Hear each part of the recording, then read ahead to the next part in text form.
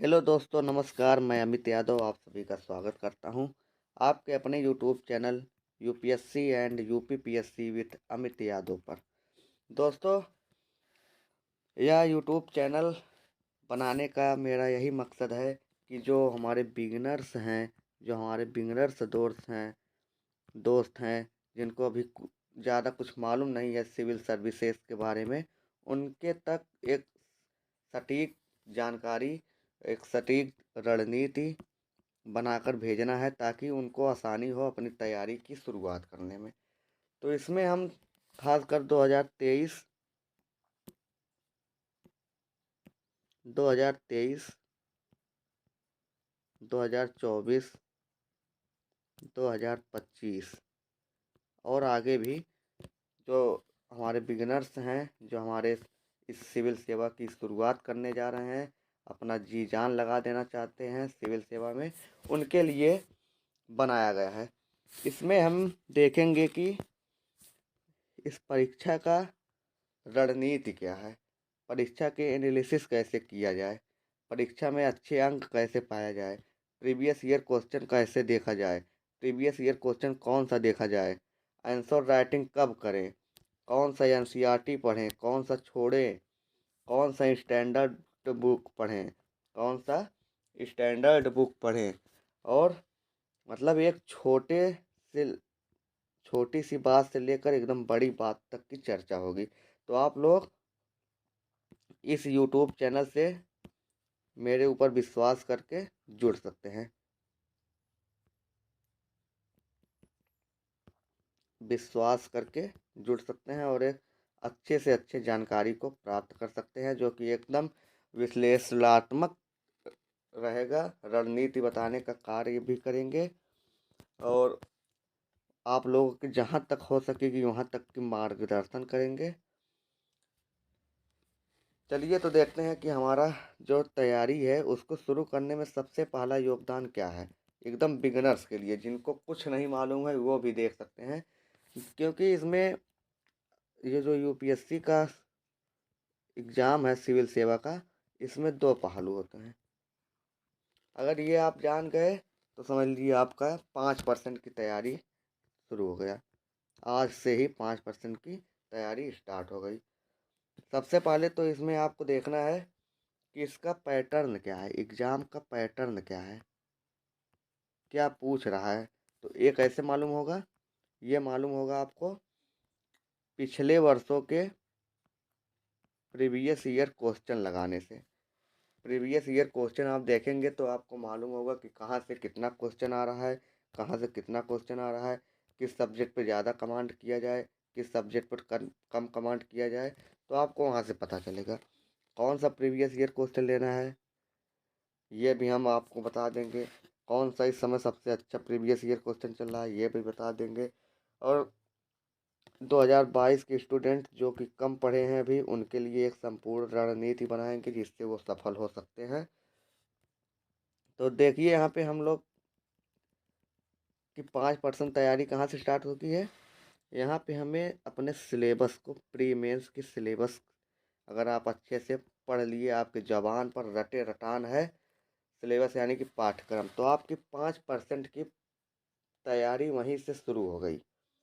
समझ लीजिए 5% तैयारी आपकी वहीं की शुरू हो गई। तो आज हम हमारी चर्चा जो है पहली वीडियो में ये यहीं पर है कि यूपीएससी प्री का सिलेबस क्या है। आज हम इस वीडियो में प्री का सिलेबस देखेंगे, क्योंकि 2022 के भी स्टूडेंट जो एग्ज़ाम देने वाले हैं उनके लिए सिलेबस काफ़ी महत्वपूर्ण है, क्योंकि अभी जल्द ही फॉर्म आया है 2 फरवरी या 3 फरवरी को शायद, जो कि अप्रैल में एग्ज़ाम कराने के लिए कहा गया है। तो चलते हैं देखने अपने सिलेबस की तरफ।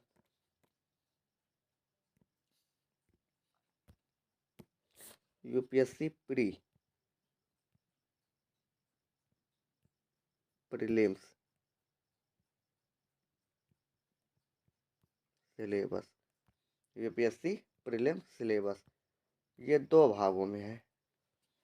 पहला है सामान्य अध्ययन 1 यानी कि जीएस 1, और दूसरा है सामान्य अध्ययन 2 जिसको सी सेट भी कहा जाता है। इसको सीसेट के नाम से भी जाना जाता है। यूपीएससी प्री में हमारे 2 पेपर होते हैं। सिलेबस में है जीएस पेपर 1 कहा जाता है और दूसरा जो होता है जीएस पेपर 2, या तो इसे सीसेट के नाम से भी जाना जाता है। जो जीएस पेपर 1 है इसमें नंबर ऑफ क्वेश्चन जो होते हैं, नंबर ऑफ क्वेश्चन होते हैं 100, यानी कि 100। हर मार्क्स जो होते हैं 2 नंबर का होता है, यानी कि 200 मार्क्स के टोटल आते हैं इसमें क्वेश्चन। 200 मार्क्स के टोटल क्वेश्चन आते हैं। सॉरी दोस्तों, हमने बताया कि नंबर ऑफ क्वेश्चन 200 नंबर का होता है।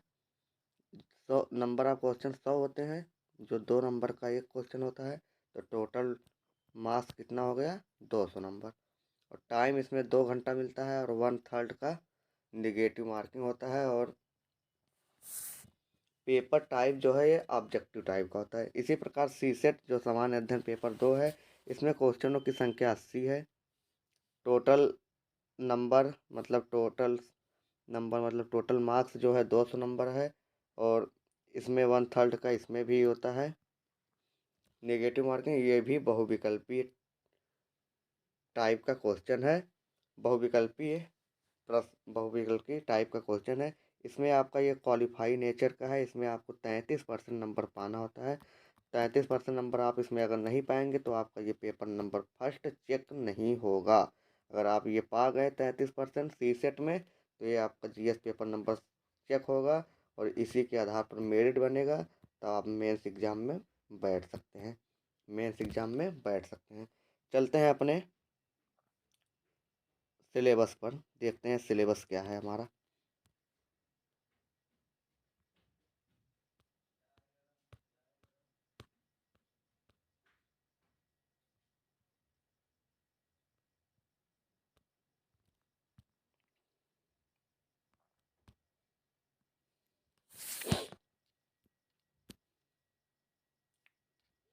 देखिए हमारा पीडीएफ खुल गया है सिलेबस का। पूरा विस्तार से हम अपने सिलेबस को समझते हैं। देखिए दिया है परीक्षा का पाठ्य विवरण। परीक्षा का पाठ्य विवरण, इसमें एक नोट दिया गया है जो कि बहुत महत्वपूर्ण नोट है। इसमें हमें लिखा गया है कि उम्मीदवारों को सलाह दी जाती है कि वे प्रारंभिक परीक्षा के लिए इस खंड में प्रकाशित पाठ्यक्रम का अध्ययन करते रहें, क्योंकि कई विषयों के पाठ्यक्रम में समय समय पर परिवर्तन किए जाते हैं। इसमें यही कहा गया कि आप जो सिलेबस है इसको हमेशा, हर नोटिफिकेशन जब यूपीएससी देती है तो इसको आप लोग चेक करते रहिए, क्योंकि ये हमेशा परिवर्तन करता रहता है। कई सब्जेक्टों में परिवर्तन होती है इसमें। चलते हैं, देखते हैं आगे हम लोग।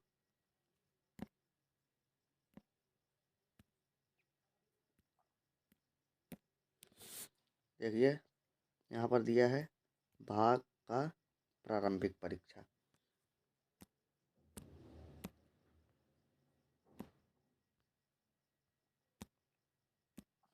प्रश्न पत्र एक 200 अंक, अवधि 2 घंटे, जैसे कि हमने बताया आपको। इसमें सबसे पहला टॉपिक देखते हैं कि राष्ट्रीय और अंतर्राष्ट्रीय महत्व की समसामयिक घटनाएं। दूसरा है भारत का इतिहास और भारतीय राष्ट्रीय आंदोलन। तीसरा है भारत एवं विश्व भूगोल, जिसमें हमें पढ़ना है भारत एवं विश्व का प्राकृतिक भूगोल, सामाजिक भूगोल, आर्थिक भूगोल। अगला टॉपिक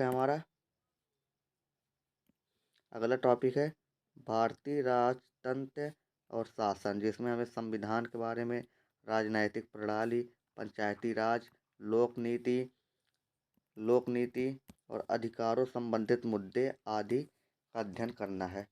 अगला टॉपिक है हमारा आर्थिक और सामाजिक विकास, जिसमें सतत विकास, गरीबी, समावेशन, जनसांख्यिकी, सामाजिक क्षेत्र में की गई पहल आदि को पढ़ना है।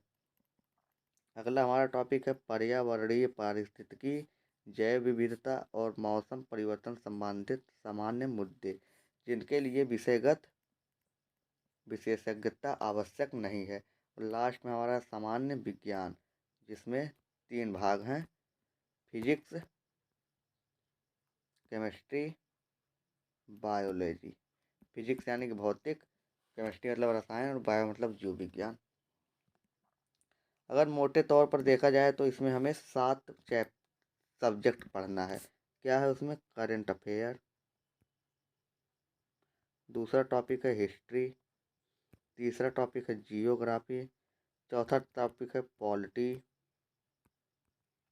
पांचवा टॉपिक है इकोनॉमी, छठा टॉपिक है इन्वायरमेंट और सातवां टॉपिक है जनरल साइंस। हमें प्रश्न पत्र नंबर 1 सामान्य अध्ययन पेपर 1 में ये 7 सब्जेक्ट पर कमांड बनाना है।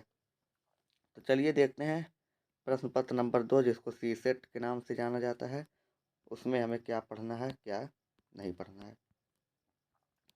सी सेट में देखिए पहला टॉपिक हमारा क्या है, प्रश्न पत्र 2, अंक 200, अवधि 2 घंटे। इसमें सबसे पहला है बोधगम्यता, दूसरा है संचार कौशल सहित वैयक्तिक कौशल, वैयक्तिक कौशल। अगला अगले पेज पे चलते हैं। अगला टॉपिक हमारा है तार्किक कौशल एवं विश्लेषणात्मक क्षमता।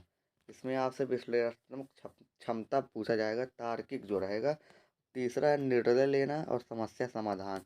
जैसे कोई आपको कुछ किसी ही मुद्दे पर बात लिख दिया जाएगा और 4 क्वेश्चन दिया जाएगा, आप कहे से पूछा जाएगा इससे समस्या का समाधान क्या होगा। तो इस टाइप में आपसे क्वेश्चन पूछा जाएगा।